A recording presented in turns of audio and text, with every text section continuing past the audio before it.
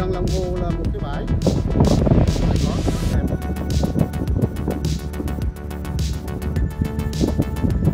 Là một cái bãi rất là đẹp mà không thấy ai dân tộc. Hai cái ụ núi lên đẹp quá. Thứ ba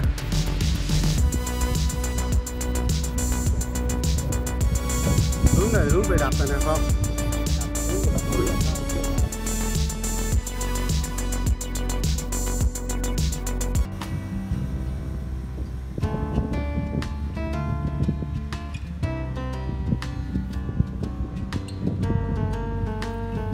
Đây là tí kia rồi.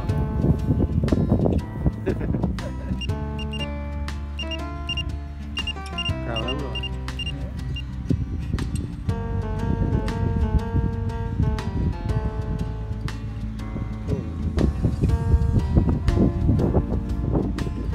Xa này, ở xa sát mình.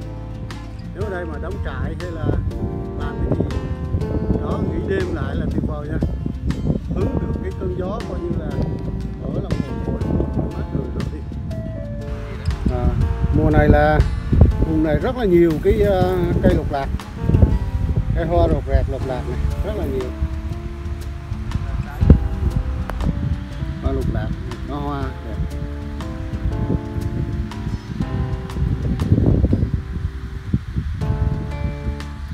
Đây là những cây muồng đất.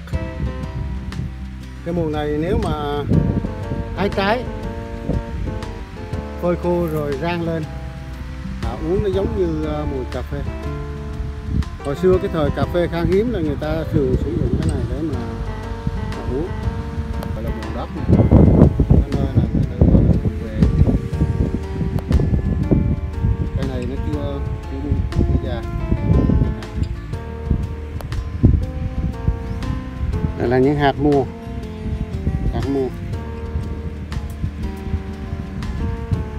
Hạt này là nếu mà phơi khô rồi rang lên, xay nhỏ ra, nó có cái mùi cà phê, uống rất là ngon. Ngoài ra nó còn giải độc, làm mát gan, mà nó còn rất là nhiều. Và cái này sau khi mà các cái vùng mà người ta bơm thuốc từ sâu rồi người ta canh tác lâu ngày thì cái này nó có tái sinh biến bất tận. Chỉ cái vùng này tại sao nó còn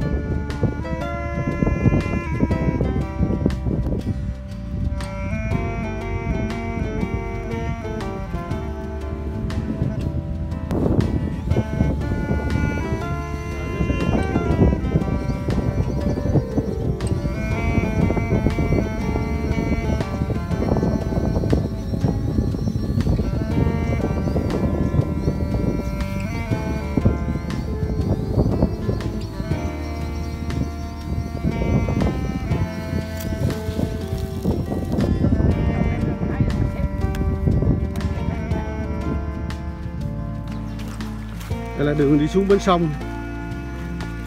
Đây là cái khu trại của người dân.